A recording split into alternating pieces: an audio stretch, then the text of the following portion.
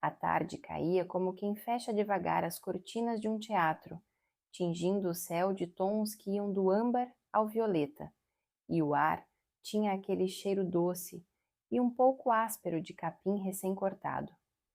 Isadora sempre disse que o sítio da família tinha sons próprios. A cantiga distante das cigarras, o farfalhar dos eucaliptos, o trinco da porteira que gemia como uma lembrança. E ainda assim, naquele dia, tudo lhe pareceu outro. Talvez fosse o retorno depois de tanto tempo. Talvez fosse o silêncio carregado que seu irmão Caio deixara na varanda ao levantar para atender o telefone, como se cada palavra pesasse mais do que o corpo. Talvez fosse, simplesmente, a presença de Lara. Lara tinha sido esposa de Caio por anos suficientes para que o riso dela ocupasse as fotografias, o Natal, a mesa de domingo. Ex-esposa recente o bastante para que ainda soubesse onde ficava cada copo, cada pano de prato, cada susto. Viera buscar algumas caixas e, quem sabe, uma possibilidade de conversa sem ferrolhos. Estava mais magra, os cabelos presos de qualquer jeito, os olhos firmes de quem decide algo por dentro e ainda não encontrou a palavra exata para dizer. Quando Isadora chegou, depois de horas de estrada e pensamentos, encontrou Lara encostada no batente da varanda, abraçada a si mesma como quem se aquece de lembranças. As duas se olharam por um segundo, longo demais para ser casual. Você chegou, disse Lara, e havia na voz um cuidado antigo, um fio de ternura que não pedia licença. Cheguei, respondeu Isadora, apoiando a bolsa na cadeira de taquara. Como você está? Lara ergueu um canto de sorriso, daqueles que não chegam a ser paz, mas também não são guerra. Indo. E você? Também. Foi Caio quem interrompeu, voltando com o telefone ainda na mão, o senho marcado por rugas recentes. Disse qualquer coisa sobre um fornecedor, sobre números que não fechavam, sobre uma entrega que teimava em atrasar. Falou com Isadora por cima do ombro, apertou o braço de Lara, sem olhar de verdade, pediu desculpas por ter de sair, deixou a poeira do pátio soprar atrás dele quando ligou o carro e foi. O motor se afastou e o som murchou no campo, como uma faixa de vento que se dissolve. Ficaram as duas, a varanda, o café esquecido no coador, o sol quebrando em laranjas. Ficaram, sobretudo, as coisas sem nome. Isadora tinha voltado porque a mãe pedira, porque o sítio, apesar de sempre ter sido mais de Caio do que dela, também era o lugar onde o coração dela aprendia a bater devagar. Voltou por causa das contas, dos animais, da colheita que não espera decisões. Voltou porque a família tem uma maneira torta e certa de puxar a gente de volta. Não contava, porém, com a sensação estranha no peito quando olhou Lara cruzar o pátio com aquela elegância natural de quem sabe viver entre cercas, poeira e delicadeza no mesmo passo. Preciso te mostrar uma coisa, disse Lara de repente, como quem lembra que o tempo não gosta de demora. A mão dela tocou o antebraço de Isadora, um toque leve e preciso, que enviou uma pequena onda de calor pelo corpo, como quando o primeiro gole de café quente encontra a boca fria demais. No celeiro, era um convite e um comando, um gesto e uma urgência. Isadora assentiu, talvez por curiosidade, talvez por um pressentimento que não soube comprar com lógica. A travessia do pátio aconteceu em silêncio. O chão de terra cedeu macio sob as botas, e a brisa da tarde passava pelos cabelos como dedos atentos. Enquanto caminhavam, Isadora percebeu que o coração havia acelerado de um jeito que não combinava com passos lentos. Um nervosismo antigo, sem nome, começou a se instalar na pele, e ela se perguntou por quê. O celeiro surgia à frente como um corpo guardando segredos, pranchas de madeira escurecidas pelo tempo, a porta que cedia com um rangido conhecido, a luz filtrada em faixas, desenhando poeira dançante no ar. Tem algo que ficou para trás e que não podia ficar, murmurou Lara, já por dentro, puxando Isadora pela mão, como se a pressa fosse uma terceira pessoa atravessando junto. E tem outra coisa que eu preciso que você veja e entenda. Isadora quis perguntar, mas a pergunta ficou presa entre o susto e a expectativa. O celeiro a recebeu com aquele cheiro inesquecível de feno, couro, terra úmida. O ar ali era mais denso, cheio de partículas finas que brilhavam na luz oblíqua como um enxame de minúsculas estrelas. As baias, alinhadas, guardavam os movimentos dos animais como segredos respirando. E ao fundo, a velha bancada, as ferramentas, uma caixa de madeira com fecho enferrujado e um homem. Ele estava de costas, a camisa de algodão clara colada aos ombros pelo calor do trabalho, as mangas dobradas revelando antebraços marcados de pequenos cortes, manchas de graxa, a tonalidade morena de quem vive a céu aberto. O gesto dele era concentrado e delicado, e Isadora demorou um segundo para perceber o que fazia. Limpava com cuidado a perna de uma égua, passando gaze e uma pomada espessa, como quem conversa com as mãos. A égua, uma alazã bonita e inquieta, soprava, mas mantinha a confiança de quem é tocada com respeito. O homem falou baixo qualquer coisa para acalmá-la, e a voz dele, grave, limpa, com um fundo de sorriso, atravessou Isadora como um rio chegando à areia, fresco, inevitável. Miguel, chamou Lara, doce, mas direta. Trouxe a Isadora. Ele se virou, e foi como se a tarde parasse um instante na pupila. Os olhos de Miguel tinham a cor daquele pedaço de céu entre folhas. A pele marcada pelo sol contava histórias de dias compridos. E o sorriso, um canto de boca que prometia calor, sem pressa, apareceu do nada e já parecia antigo. Isadora sentiu o corpo inteiro responder com algo que não tinha nome. Uma corrente elétrica finíssima correndo pelo ventre e espalhando-se pela pele com a rapidez de uma memória. Houve um momento de reconhecimento impossível. Não o conhecia, e ainda assim, algo nela a sentiu por dentro, como se certas presenças tivessem o poder de puxar cadeiras num salão vazio e dizer: sente-se. Prazer, ele disse, enxugando as mãos em um pano pendurado no cinto, sem pressa nenhuma de interromper a ternura com a égua. Miguel.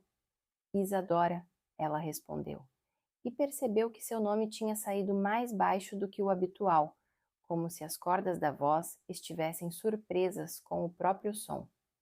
Lara abriu a caixa de madeira sobre a bancada. Dentro, envelopes antigos amarrados num barbante. A fita de uma festa junina guardada como quem esconde um riso, um caderno com anotações de compra e venda, 2 fotografias que a luz já começava a morder pelos cantos. Havia, naquilo, um mundo pálido de lembranças e dívidas, de palavras escritas à mão em papel amarelado.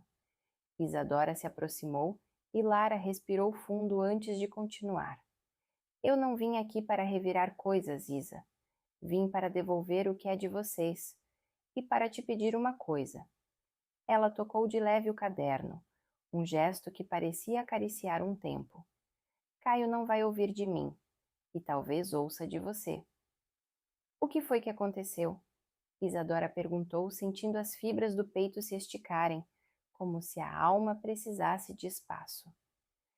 Ele se perdeu num orgulho que não sabe mais a quem serve. Lara respondeu, os olhos líquidos sem chorar.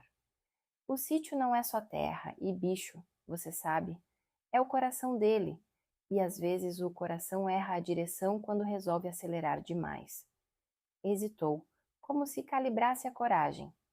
Eu assumi dívidas junto com ele, que agora me mordem por trás, e não estou aqui para cobrar nada, só para colocar as cartas no lugar certo.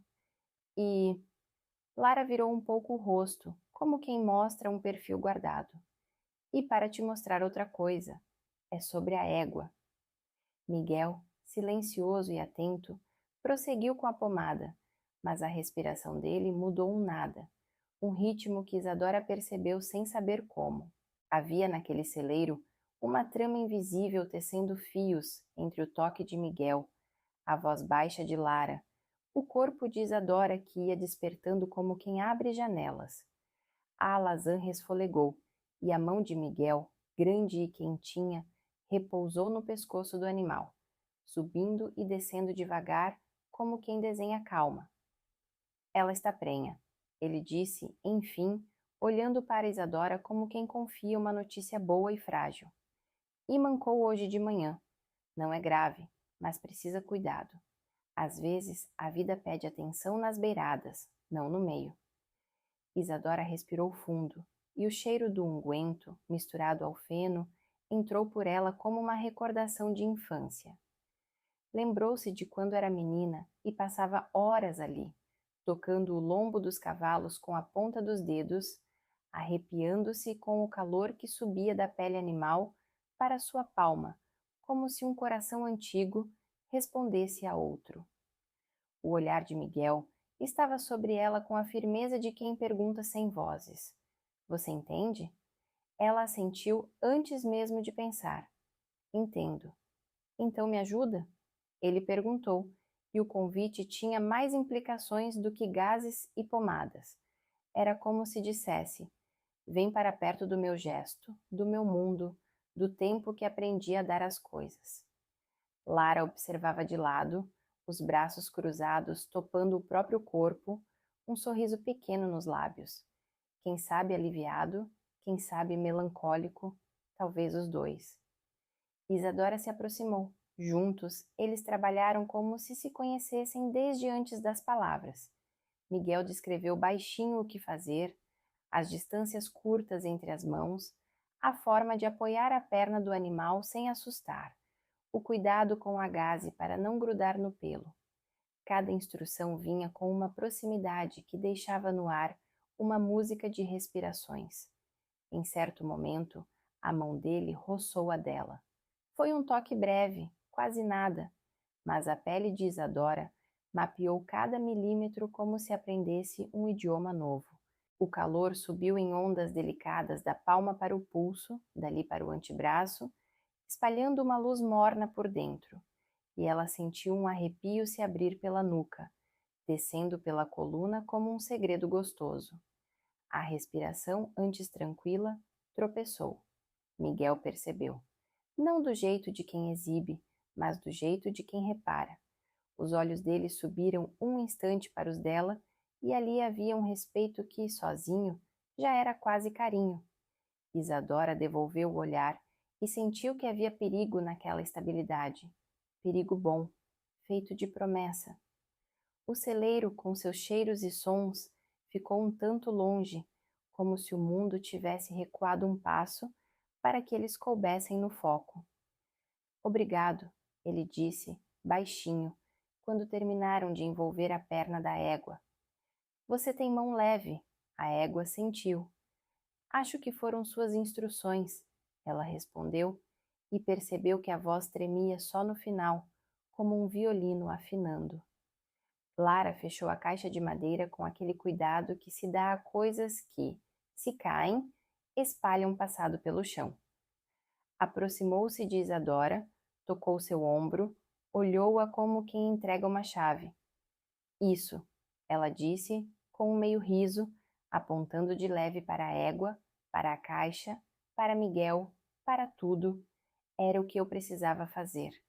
Te puxar para o celeiro para te mostrar onde estão as coisas que não couberam no fim, onde ainda existem começos. Você sempre enxergou melhor no escuro, Isa. Fala com o Caio. E... Seus olhos foram até Miguel por um segundo, quase imperceptível. E confia no que a sua pele te diz.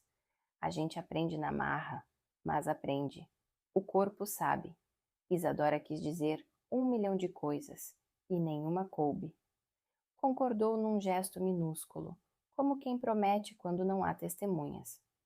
Lara recolheu a bolsa, fez um carinho rápido no pescoço da égua, uma despedida antiga, talvez a última.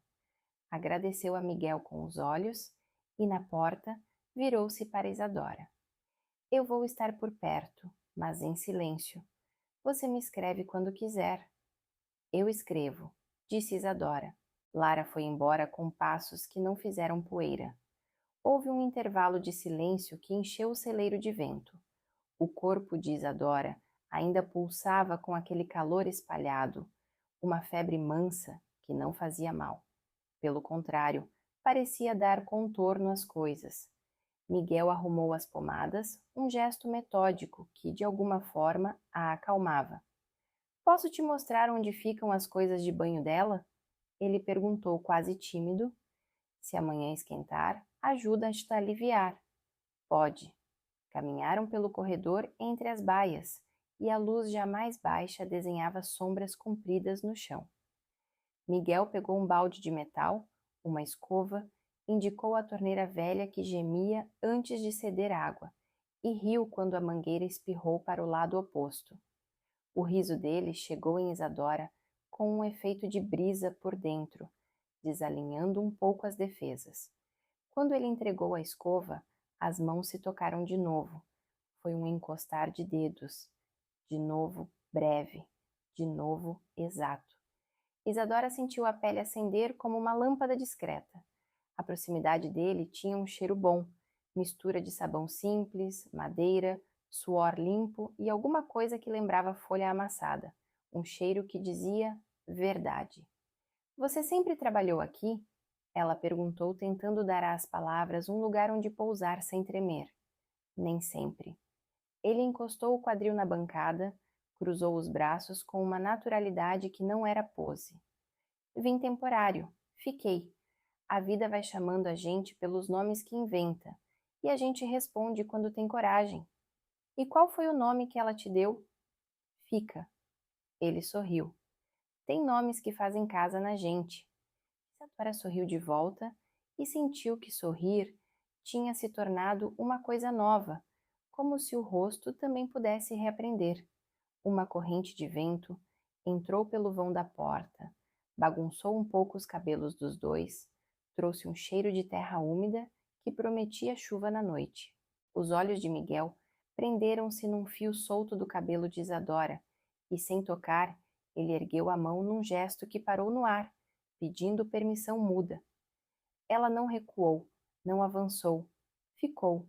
A mão dele baixou então, lenta, e recolheu o fio atrás da orelha dela, a ponta dos dedos roçando de leve a pele ali, onde os nervos parecem encostar no mundo. O toque foi tão pequeno que quase não existiu, e ainda assim acendeu fogos silenciosos debaixo da pele de Isadora, uma chuva de estrelas íntimas espalhando calor. A respiração dela trocou de ritmo, mais curta, mais consciente. A dele acompanhou num compasso que dizia: eu sei. Desculpa, ele murmurou, como quem pede desculpa por acender uma luz. Não precisa, ela respondeu, e estranhou a firmeza mansa da própria voz. Havia algo ali que se instaurava sem consultar o medo. Do lado de fora, um trovão distante conversou com o horizonte. A primeira garoa escreveu riscos finíssimos no ar e pintou de prata os telhados. Miguel apontou o céu com um gesto de queixo. Vai chover bonito. Vai, concordou Isadora, e pela primeira vez desde que chegara, sentiu o corpo inteiro no mesmo lugar do pensamento. A vontade de ficar no celeiro, de alongar aquele tempo, de deixar a chuva fazer o resto do mundo esperar, se espalhou nela como um cobertor. Você começou e parou. Riu, pequena. Você fala com os bichos como se falasse com gente. É que às vezes é mais fácil entender quando ninguém responde com palavras. Os dois se olharam por um tempo que o relógio não sabe medir. Não havia pressa, mas também não havia distância. Havia uma tensão elétrica fina entre os corpos, como aquela sensação na ponta dos dedos quando se aproxima uma fonte de calor e a pele reconhece de longe. Isadora sentiu o peito ficar mais alto por dentro, como se coubesse mais ar, como se coubesse um "e se". A lembrança da mão dele, de há pouco, ficou ali, na dobra da orelha, feita tatuagem invisível. Amanhã cedo, se quiser, a gente caminha pelo pasto, ofereceu Miguel, ajeitando de leve a manga como quem organiza a si mesmo. Te mostro onde a água empoça, onde é mais firme, onde a égua gosta de passar. E os olhos dele seguraram os dela um segundo mais. A gente conversa, ou fica quieto. Às vezes, ficar quieto junto é o que resolve. Isadora assentiu, e o assentimento desceu como um gole de água fria num corpo quente. Eu quero. A chuva engrossou, tamborilando no telhado de zinco com uma cadência que parecia batimento. O tempo no celeiro ficou líquido e as vozes mais baixas. Falaram de nada e de tudo, da colheita tardia, dos cachorros que aprenderam seus nomes, de como a noite muda o jeito de pensar. E o intervalo entre uma palavra e outra era preenchido por silêncios que não doíam. Quando a água lá fora transformou o pátio num espelho tremido, Miguel puxou a porta principal só até metade, e o vento entrou pela fresta com cheiro de mundo lavado. Você quer um casaco? Ele perguntou, notando que os braços de Isadora tinham ficado de pele à mostra, e um arrepio novo corria como uma linha de frio. Não era frio, era o corpo dela, atento. Quero se tiver. Ele pegou um casaco surrado pendurado num prego, o forro cheirando a madeira e chuva, e o aproximou dela com os braços abertos, como quem oferece abrigo. Isadora avançou um passo, e por um instante breve, o corpo dela entrou no contorno do gesto dele. Ele pousou o casaco sobre os ombros dela com uma delicadeza que era quase uma reverência, e os dedos roçaram a base da nuca. Uma faísca que correu inteira pela espinha, espalhando um calor líquido no peito. O toque, de novo mínimo, trouxe consigo a consciência nítida de proximidade. A respiração dele, morna, cruzou a dela, e o ar, entre os dois, ficou denso como um segredo. Obrigada, disse Isadora, e a palavra ganhou, sem querer, um peso diferente, como se agradecesse por algo maior do que tecido. De nada, respondeu Miguel, os olhos firmes, limpos, mas quentes, muito quentes. Não se beijaram, não era a hora, era a borda. Ficaram ali, colados a um silêncio cheio de promessas, deixando o corpo aprender a presença do outro. A chuva do lado de fora foi cedendo, afinando o som até virar pingos espaçados. A noite nasceu inteira, com grilos e a primeira estrela teimando entre nuvens. Por fim, Isadora disse que precisava voltar para a casa, e Miguel disse que a acompanhava até a porta do celeiro. Caminharam lado a lado, tão perto que os braços pareceram saber do outro sem tocar. Na soleira, Isadora virou-se para ele. O pátio, escuro e brilhante, refletia um pedaço do céu, e o cheiro de terra molhada era quase um abraço. Até amanhã, Miguel. Até amanhã, Isadora. O nome dela na voz dele ficou reverberando por dentro como uma nota que a gente sente nos ossos. Ela atravessou o pátio devagar, como quem não quer gastar o que acabou de ganhar. Na varanda, antes de entrar, olhou por sobre o ombro. Miguel ainda estava parado na porta do celeiro, a mão na ombreira, o corpo desenhado por dentro da luz amarela. Ele ergueu o queixo num gesto pequeno e cúmplice, não um adeus, mas um continua. Dentro de casa, Isadora deixou a bolsa na cadeira, encostou a testa por um instante no vidro da janela e fechou os olhos. O corpo, ainda quente do toque breve, parecia maior, mais vivo. Sentiu a pele lembrando, cada ponto onde a mão dele encostara aceso como vagalumes. A respiração veio profunda, e com ela, a certeza delicada e alarmante de que uma fronteira tinha sido desenhada, não cruzada ainda, mas desenhada com precisão. Lara, com seu gesto de puxá-la para o celeiro, tinha feito isso, colocado as peças certas sobre a mesa, acendido a luz sobre um caminho. Isadora abriu os olhos devagar.